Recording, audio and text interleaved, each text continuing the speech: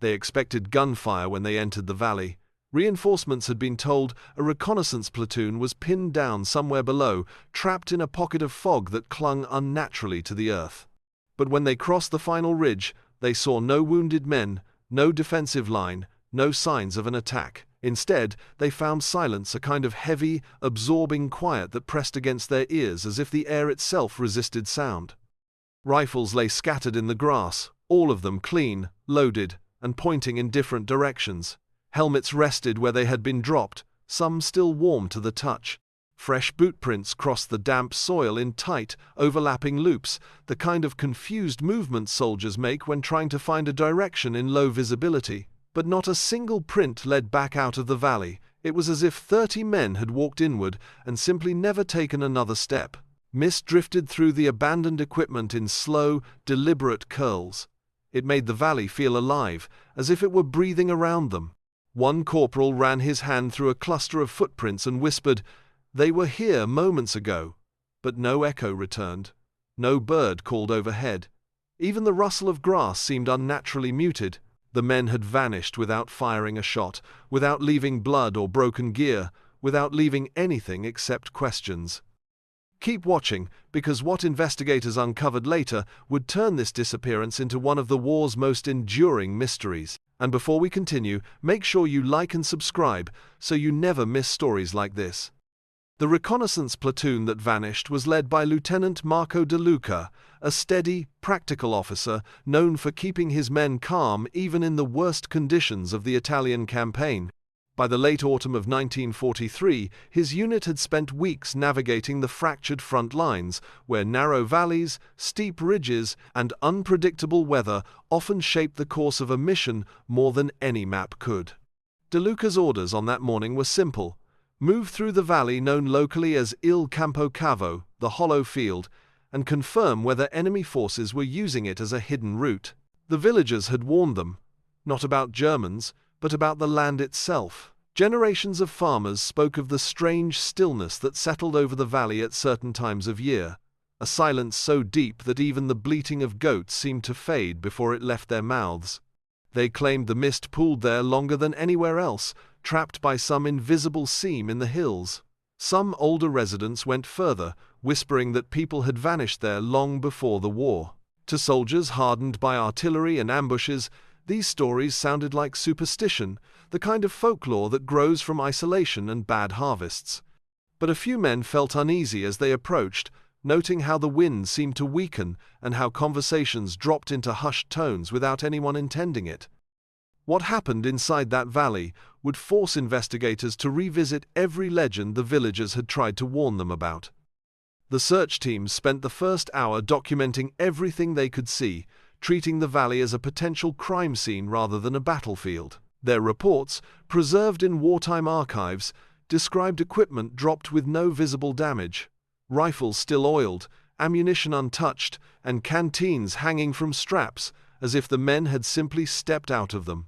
Measurements taken at the time noted that the footprints formed dense clusters near the valley's center, circling and doubling back, consistent with disorientation rather than combat. Yet there were no shell casings, no blast marks, and no sign of struggle. Every indicator suggested the platoon had vanished without engagement. The radio logs provided the only immediate clue. The last transmission came through in fractured bursts, a clipped shout, a fragment of the lieutenant's name, and a sharp, metallic crackle followed by total silence.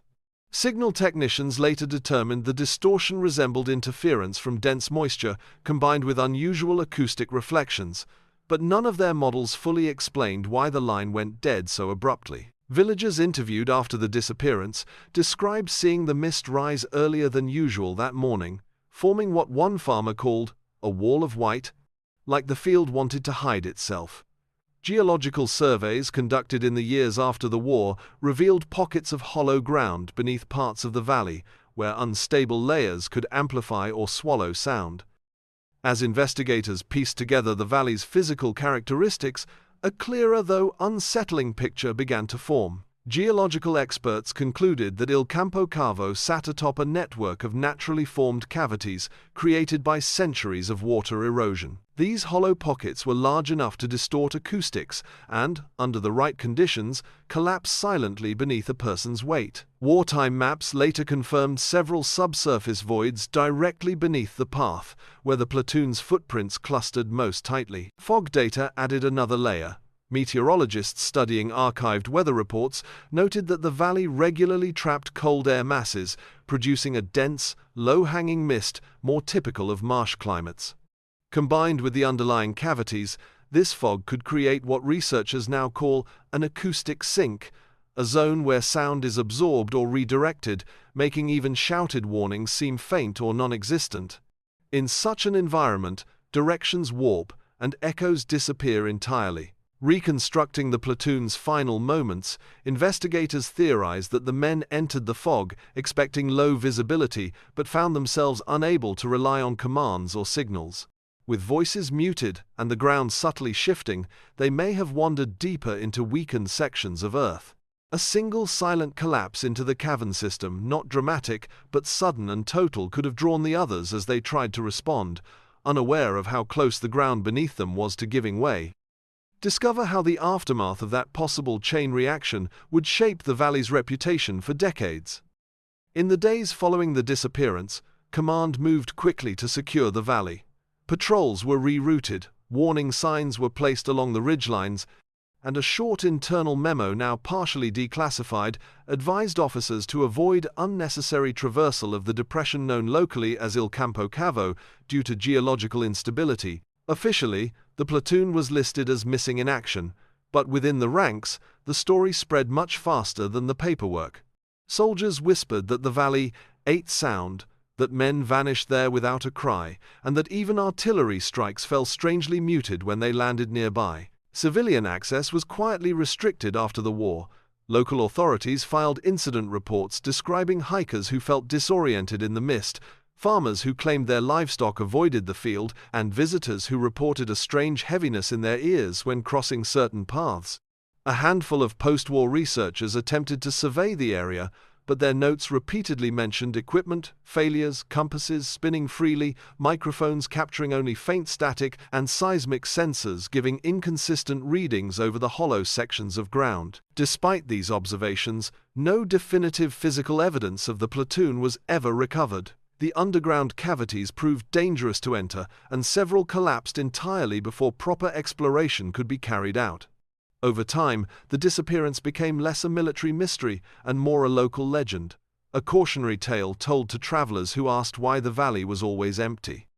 Decades later, the truth of what happened in Il Campo Cavo remains suspended between geology and legend.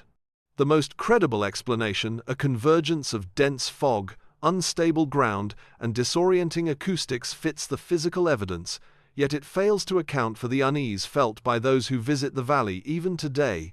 Researchers who walk its edges describe the same muted stillness noted in wartime reports. Sound seems to fade before reaching the air, and conversations slip into whispers without intention.